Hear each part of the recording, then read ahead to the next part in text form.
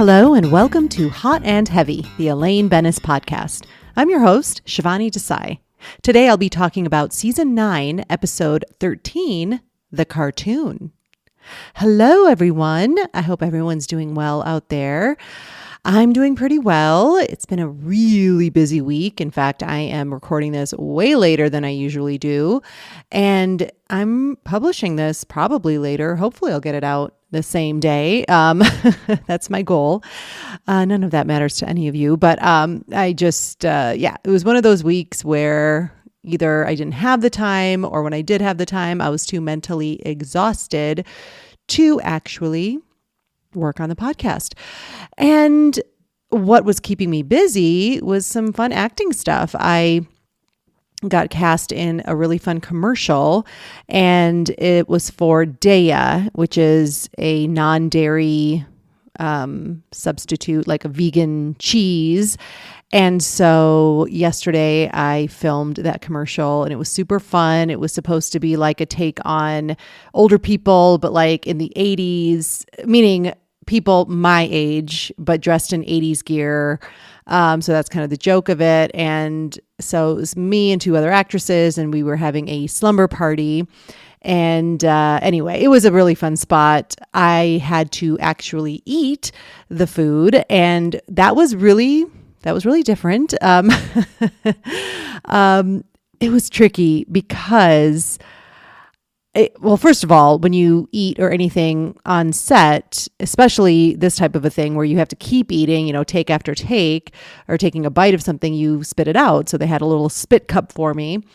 And well, this was vegan cheese, guys. And I'm here to tell you, I don't know if it was because of the situation where I'm literally taking a bite. I have to say a line after I take the bite, and then we kind of have a reaction, me and the other two women, and then cut. Okay, spit it out. Let's go again. In order to keep the cheese, the vegan cheese, kind of gooey, and you need to see that pull when you take the bite, and that cheesiness coming away from the mouth. They had to keep steaming the top of the pizza in between takes, which made, and I'm not sure if that's what made the texture not so appetizing, or perhaps it was just because of the repetitive nature of taking a bite, spitting it out, taking a bite, spitting it out. Either way, I have a feeling even if it was regular cheese and really good food, I still would have felt a little bit sick to my stomach, because the act of spitting out food after you take a bite of it over and over and over again, it's just not a fun thing. And well, it was my first time doing that. I've had many friends who have had these types of spots and acted in them. So I'm really, really glad I got the experience, because it's an important part of being a commercial actor. And yeah, I got to do it. And believe me, I didn't want to keep swallowing the cheese, the pizza or whatever either, because then I just didn't want to keep eating pizza. I did make a point to pick up a turkey sub after I had wrapped the shoot, because I was done pretty much midday. I was only in the one spot. And so we finished around noon, and I went to Jimmy John's to pick up something that did not at all taste remotely like pizza or anything gooey, cheesy.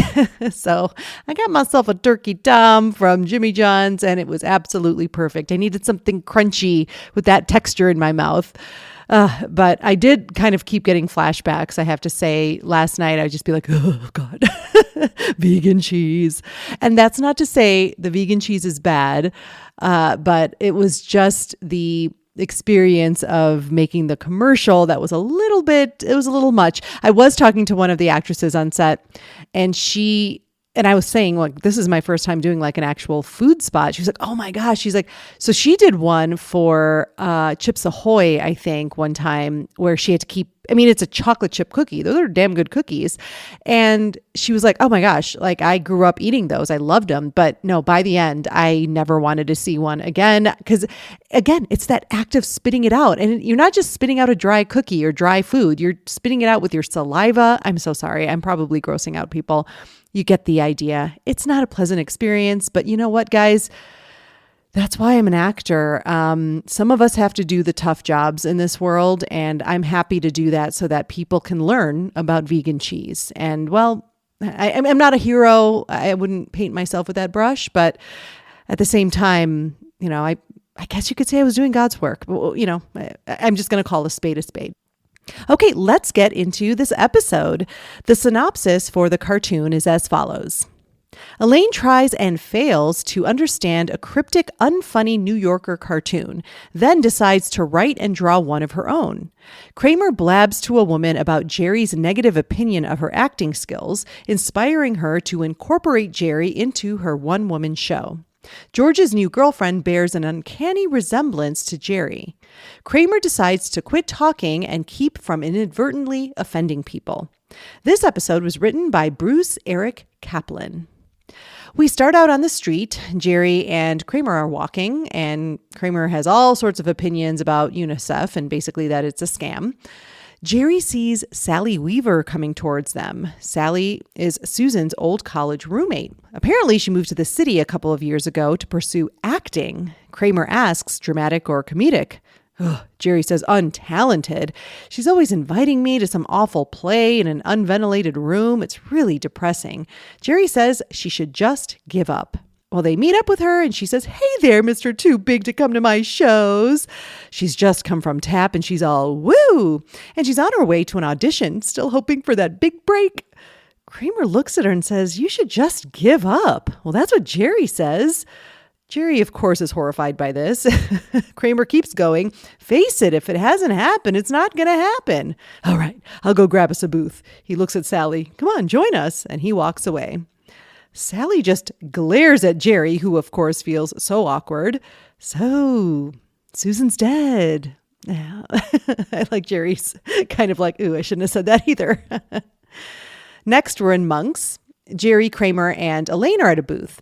Kramer defends telling Sally that she should give up, saying that I think she's glad someone finally said it. Jerry is annoyed that Kramer can never just keep his big mouth shut. Well, this is pretty insulting to Kramer. He says, if we're not going to have a pleasant meal, then I'm going to go back and get a bite to eat at your place. And he exits.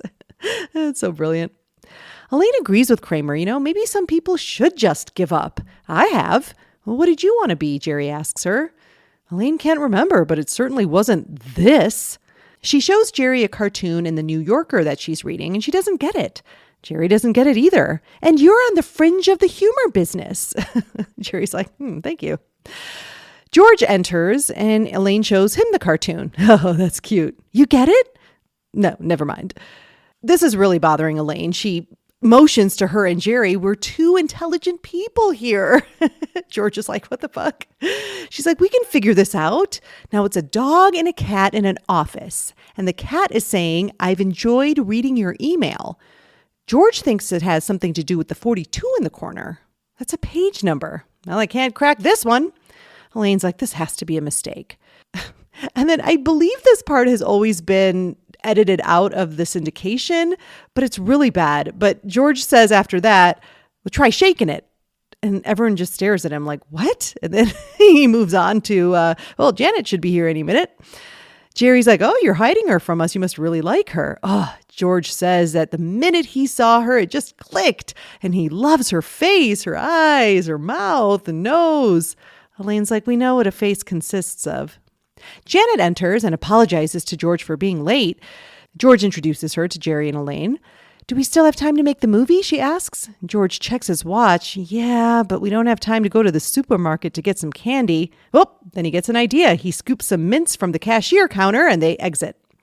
Elaine says to Jerry that Janet looks exactly like him. No, she doesn't, he says. Elaine looks at him for a second and says, yeah, maybe she doesn't. I don't care. The actress in this scene who plays Janet is Tracy Nelson. She is quite the Nepo baby. She is the granddaughter of Ozzie and Harriet Nelson. They had the famous show Ozzie and Harriet. Her father was Ricky Nelson, who also appeared on that show and was a singer. She's also the niece of Mark Harmon. She just has a bunch of famous people in her family. She also appeared in Square Pegs, Down and Out in Beverly Hills, and a few episodes of Murphy Brown. And I think she's adorable. I definitely see the resemblance to Jerry. And I love the way she plays this role. I think she's very charming and sweet and such a fun character to play. It's not like she's overly funny, but she does have some personality, which is more than we can say about a lot of the love interests in this show. And I like that they only made the resemblance to Jerry about the looks. There wasn't any kind of what's the deal with, or she's not like trying to be funny.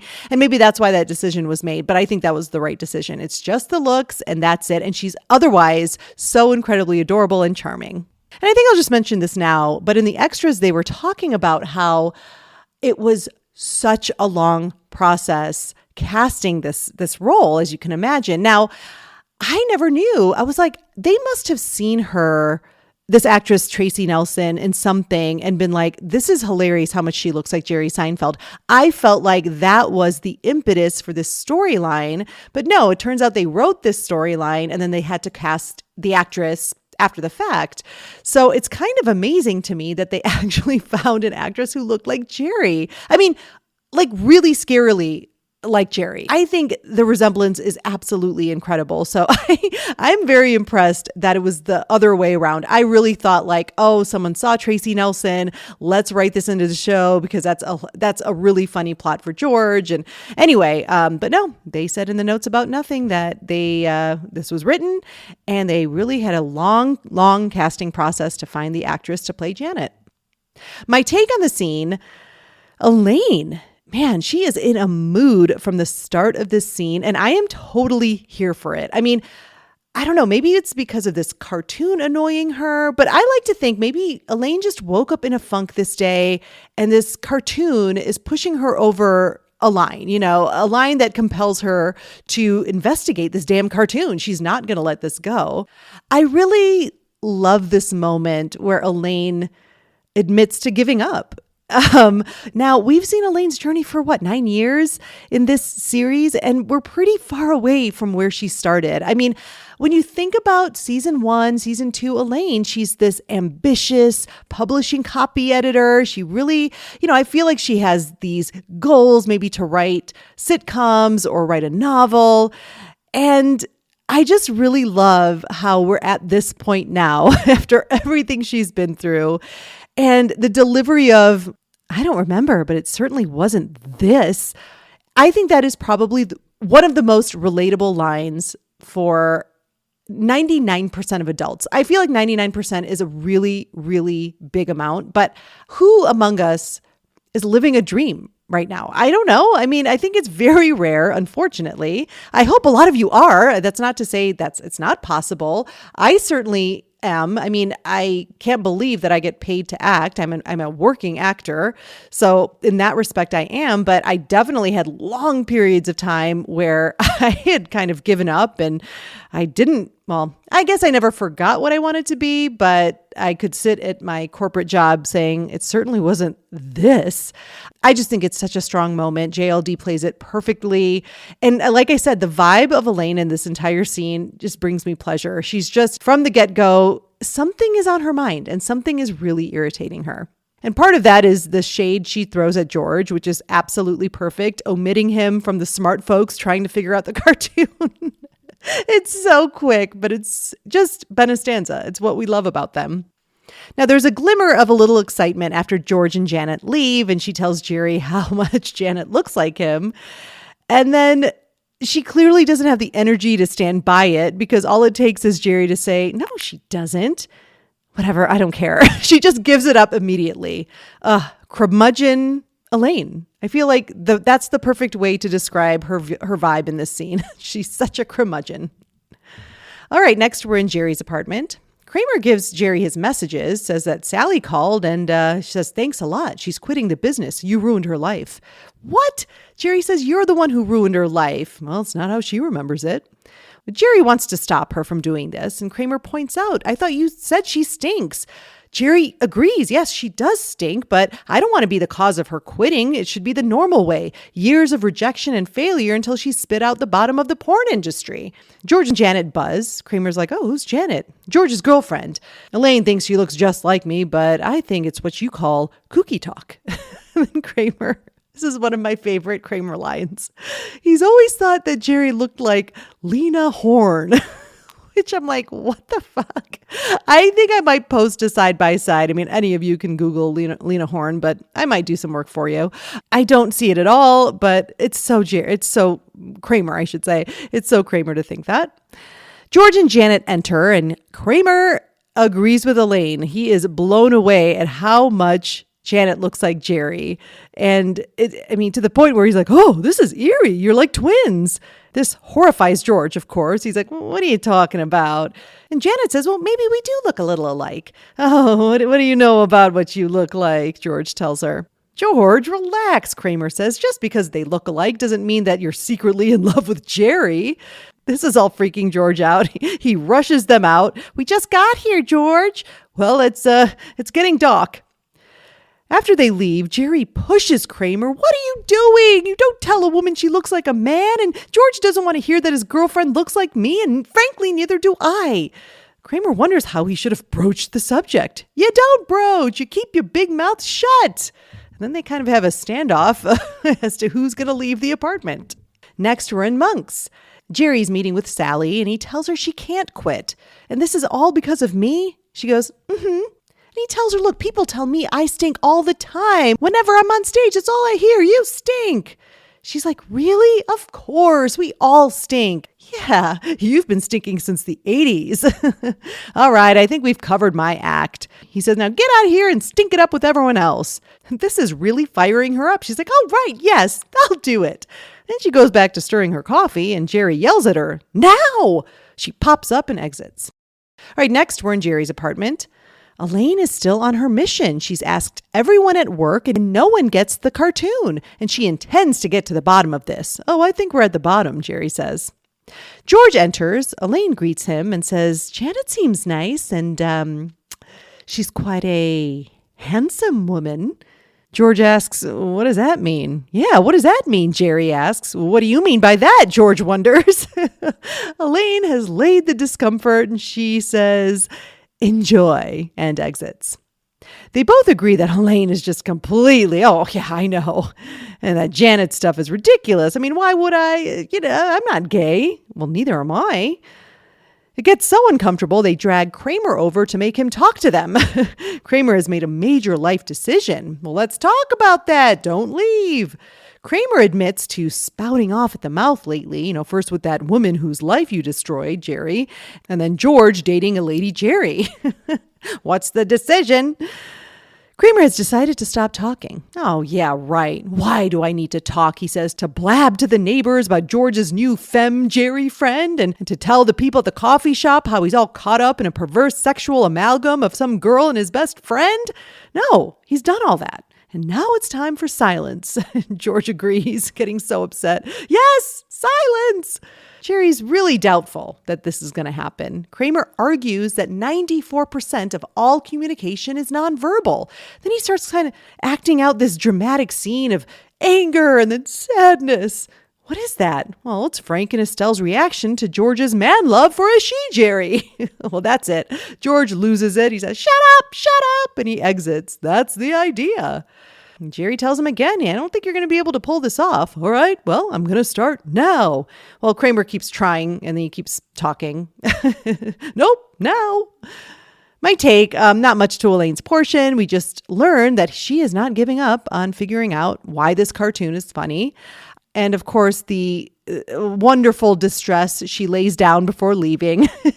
It's like she's stressed about this cartoon, but she's not going to pass up an opportunity to really make both Jerry and George uncomfortable. Quite a handsome woman. So yeah, like a Benna stanza micro moment, but it's better than nothing. And saying enjoy, perfect parting word. Next, we're at the New Yorker office. Elaine is meeting with the cartoon editor under the guise of J. Peterman wanting to hire their cartoonists for the catalog.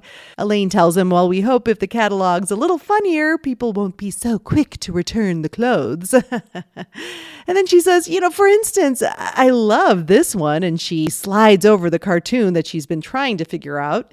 The editor says, yes, that's a clever jab on inter-office politics, don't you think? Yeah, Elaine agrees.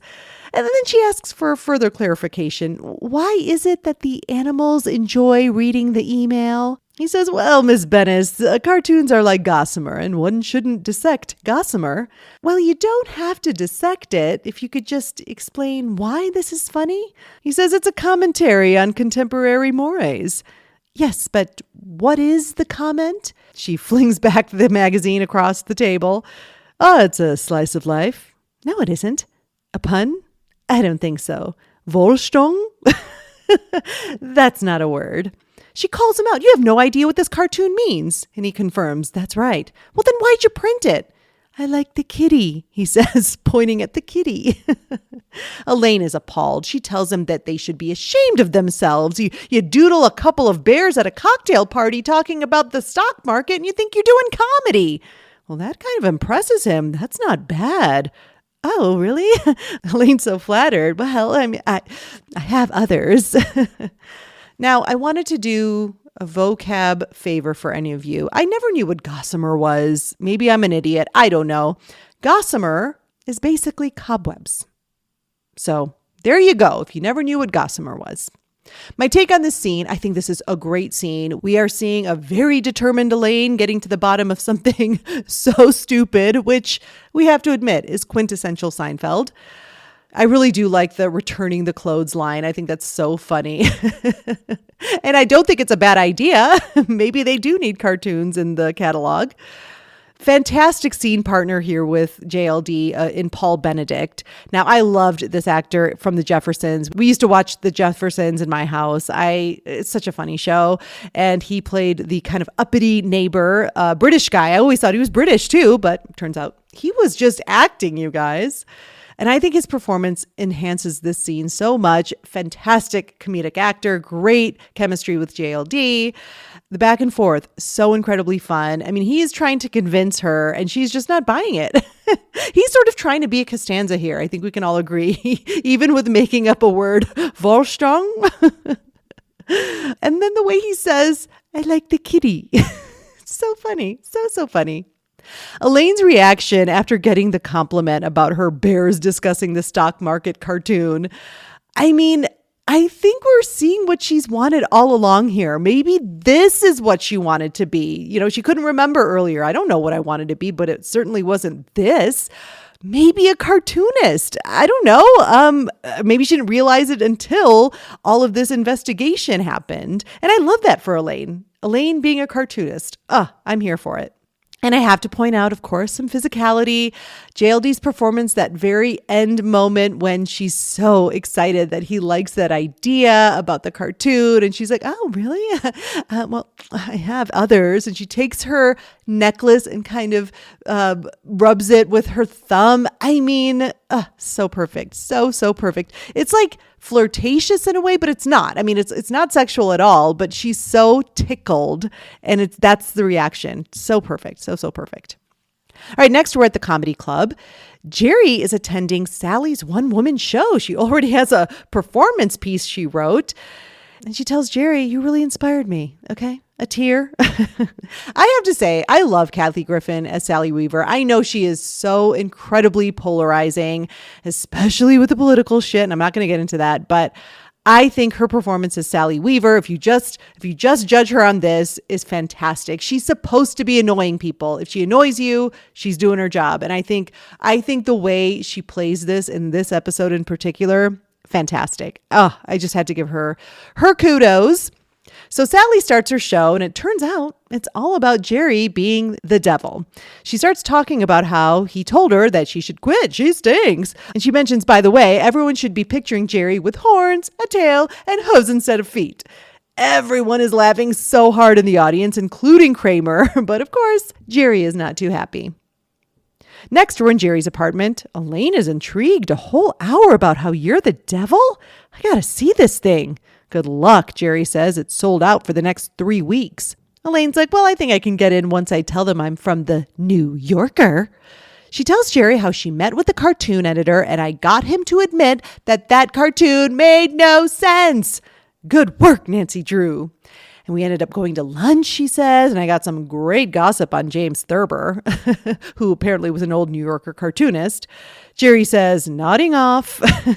Now that's definitely Jerry's version of faster, like Elaine says to George. Anyway, Elaine was told she could submit some of her own cartoons.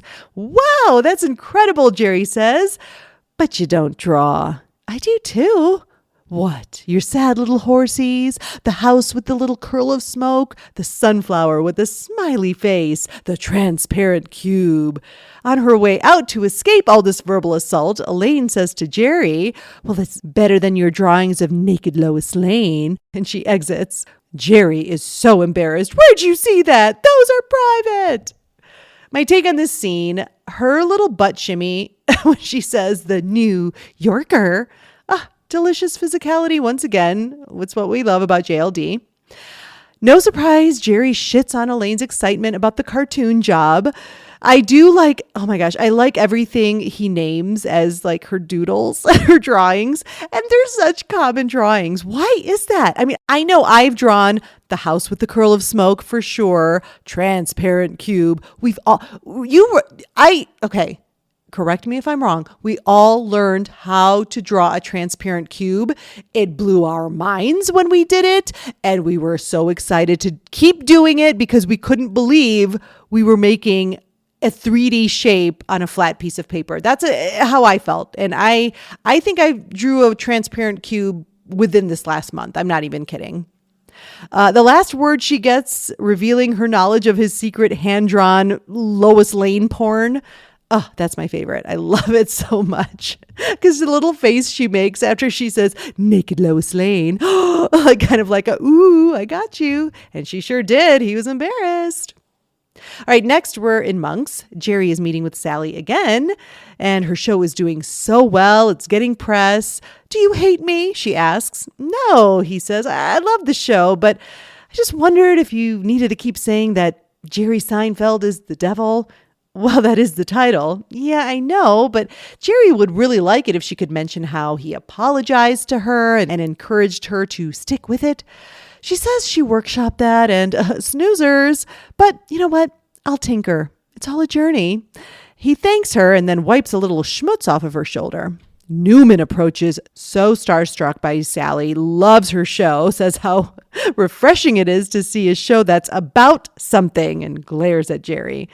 I love that. It's such a great addition. I know I kind of shit on Newman in the last episode saying I don't like when he's involved, but this is kind of when I like it. Like, it's not that much, but it's perfect. And it makes total sense. Of course, he's going to love a show that spends its entire time shitting on Jerry Seinfeld. Oh, so funny. Next, we have a really short scene in a cab. It's just showing how Kramer is dealing with the world in total silence. He gets into a cab, can't tell with the cabbie where he wants to go, and gets out.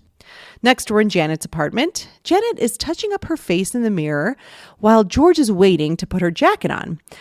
We hear a voiceover of George trying to convince himself that she doesn't look anything like Jerry. His friends are crazy.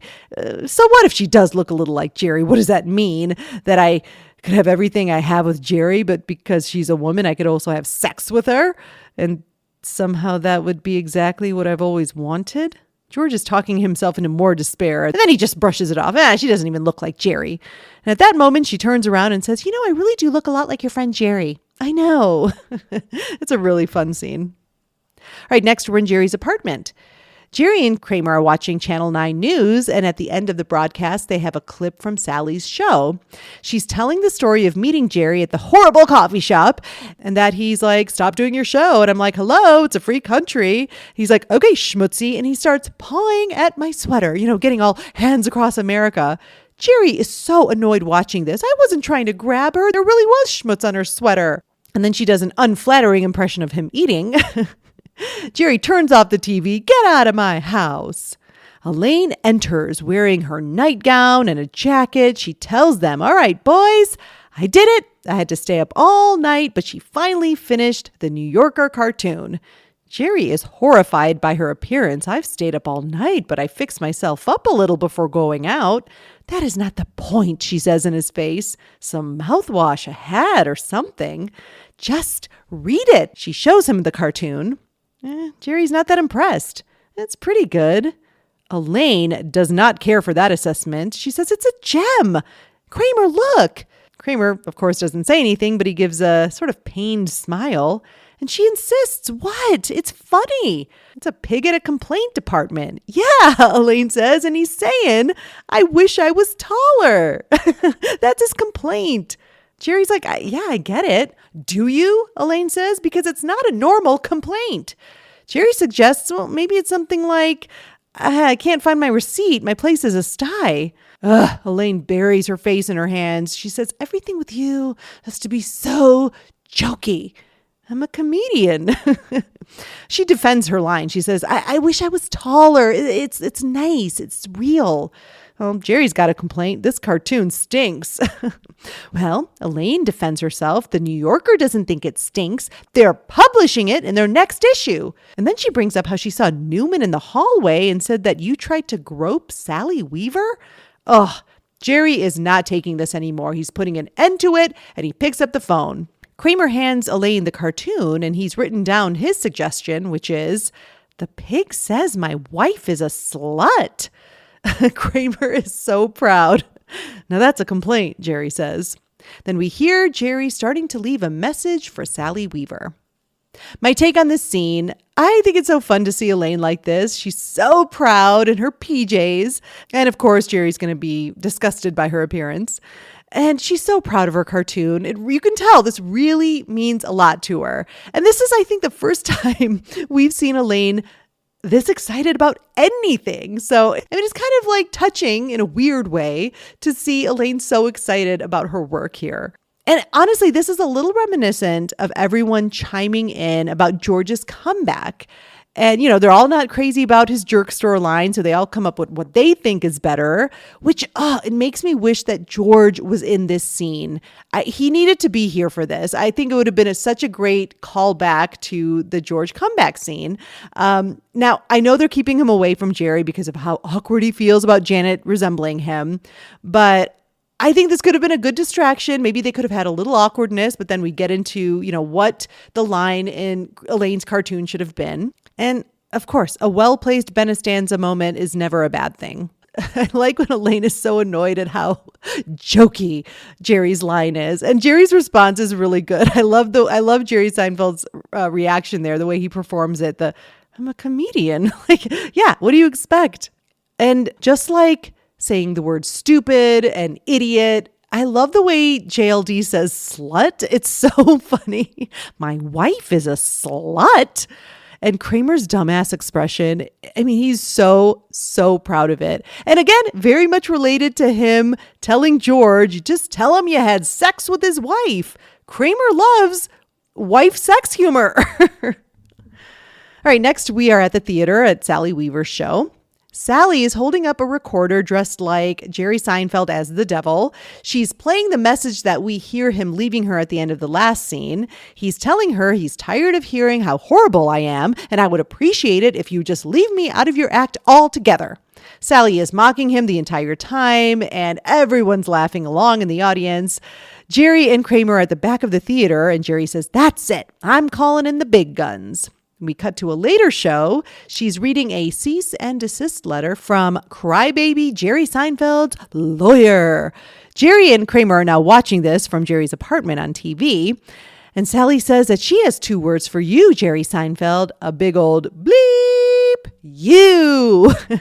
Jerry and Kramer are so shocked. Jerry's like, how can she say that on TV? And how did she get a cable special? I've never had a cable special. Kramer is trying to give him some nonverbal reassurance. I feel like he's saying, you will, Jerry. Well, that's it. Jerry decides not to give her any more material. We are incommunicado. He looks at Kramer. Exactly. Next, we're in Elaine's office. Elaine is showing her cartoon to her coworker, Dugan. She's taped it to her office door. She says, it's funny, isn't it? He just kind of shrugs it off. And she explains, the pig wants to be taller. And what's this guy going to say, huh? Nothing. Jay Peterman arrives and tells Elaine that he's incurred yet another flat tire. Oh, can I change that after lunch, sir? Nope, right now. Chop, chop, he insists. Elaine goes to get her tire changing tools while Jay Peterman reads the cartoon and laughs so hard. I'd like to see that complaint get rectified. Jay Peterman exits and she tells Dugan, see, smart people find this cartoon funny. And you know why? Because I wrote it. Apparently, Dugan is really offended that it makes fun of pigs and walks away. Then Jay Peterman rushes back. He's realized why he likes the cartoon so much. Oh, do tell, sir. It's a Ziggy. Says that some charlatan has stolen a Ziggy and passed it off as his own. And he can prove it. Quick, Elaine, to my archives. Uh-oh. Elaine is busted. My take. What the fuck? Elaine changes Jay Peterman's tires. I'm thinking maybe some skills she learned from Putty. I don't know. It's a funny detail that comes out of nowhere, but it's very amusing.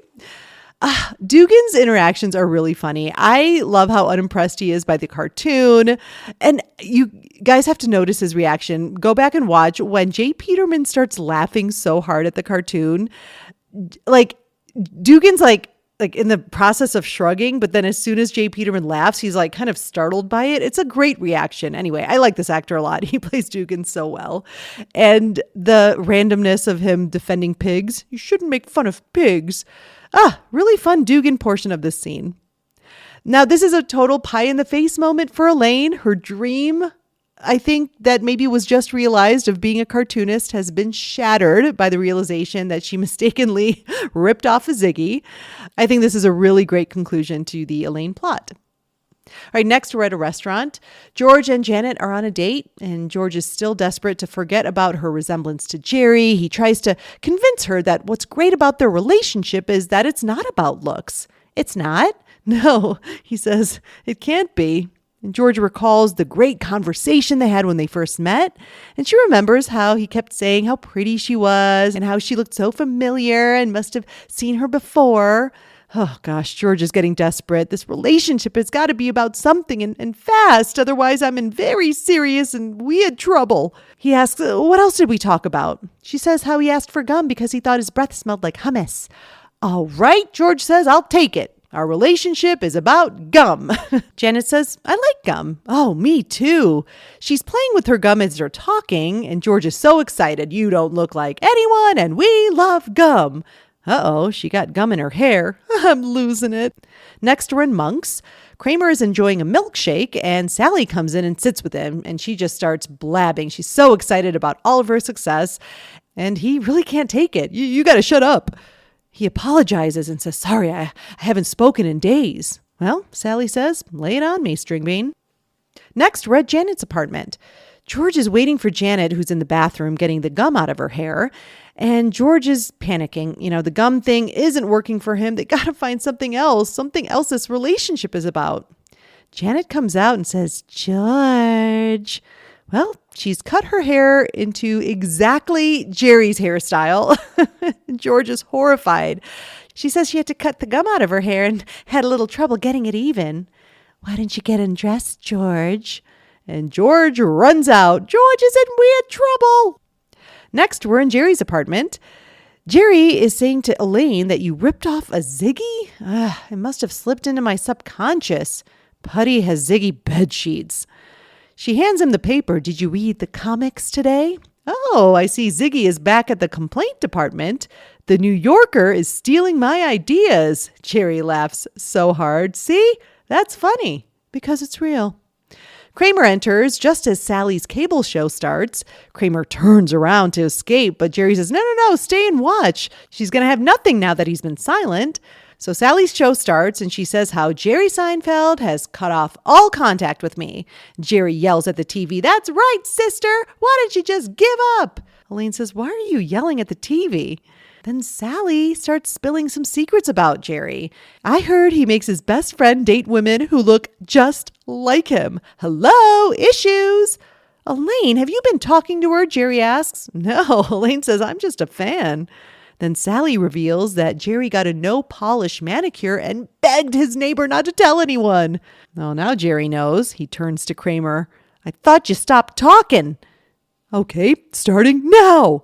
My take on this scene, Elaine has to claim defeat here with her short-lived dream. Putty has Ziggy bed sheets. Of course he does. I can see Putty laughing so hard at Ziggy. Just as he's staring, sometimes a Ziggy comes in front of his face. I love it. Great visual. Such great insult to injury with Jerry laughing genuinely at the Ziggy comic. And Jerry Seinfeld, another great performance here. I love when he delivers, because it's real. Just all serious. Elaine enjoying Sally Weaver is so great. I would have loved to see more of that. I mean, perhaps Elaine gets inspired to write her own cartoon about Jerry, just like Sally Weaver is making all of her material about Jerry. That could have been a great revenge plot for Elaine against Jerry, co-writing her cartoon with Sally Weaver at Jerry's expense. There you go. I've just written a great new plot for Elaine. There's a tag to the episode. They're in Monk's, Jerry and George, and Jerry asks about George breaking up with Janet just because of her haircut. How short was it? George looks at Jerry's lid and says, like that. Oh, you mean like that? So she, yes, and you don't, no. So George says they must never speak of this again. After a few beats, Jerry asks, you want to go to a movie? Actually, George says, I think I need to take a few days off. Yeah, I think that's for the best. Okay, I'm going to take a quick break, and I will see you on the other side. Excuse me. Excuse me. Yeah, what do you want? I have a complaint. Well, obviously. Yes, my complaint is I can't get this damn blood off my hands. You thought you knew him. The harmless little guy suffering amusing misfortunes that you found amusing. Well, he was never laughing. In fact, while you turned the page to read about a new restaurant, he was still suffering, aching, and plotting. Coming this spring to HBO, Ziggy After Dark. Forget who you know from that cute little cartoon. Ziggy Jethro Tripledowns isn't taking his bad luck lying down anymore. He's getting revenge, and no one is safe. Sorry, sir, none of your prescriptions are covered. That'll be $489.52. I'm sorry, my psoriasis causes spontaneous strangulations. Thanks for the discount. When you're 3'5" and the shape of a ball, life isn't easy. But it's especially not easy when people take advantage of you and treat you like dirt. Not anymore. Ziggy may be small, but he's armed with something no one can take away. A lethal mix of complexes. Short guy, bald, and unable to fit into any pants. Sunday nights of gratuitous violence are back on HBO, thanks to Ziggy After Dark. No more laughing at Ziggy. And we're back. There were a few extras for this episode, and one in particular, there were quite a few deleted scenes, and one of them, we would have gotten another Dugan scene, and it was really funny. I actually wish they kept it in. So Elaine is walking through the office, and she walks by Dugan's office, and she sees that he's got the confusing New Yorker cartoon, the one she can't figure out, taped to his door. So she knocks on the door, and she asks about it. And at first he just thinks it's about him having it taped to his door. He says, Mr. Peterman says I can tape anything amusing to my door. And she's like, no. Why do you find this funny? And he's like, oh man, me and my girlfriend, we email each other. It's so funny. And she's like, that doesn't make any sense. But you don't know why this is funny. So basically she calls him out. And he kind of admits it's not funny. And she gets so mad at him. And she's like, you shouldn't just be putting things on your door when you don't understand why they're funny. I don't understand. So she kind of freaks out. And I can't remember now. I should have taken some notes. I didn't. I just watched it and thought I would remember. Sorry. But anyway, he ends up slamming the door in her face. And she rips off the cartoon and throws it away.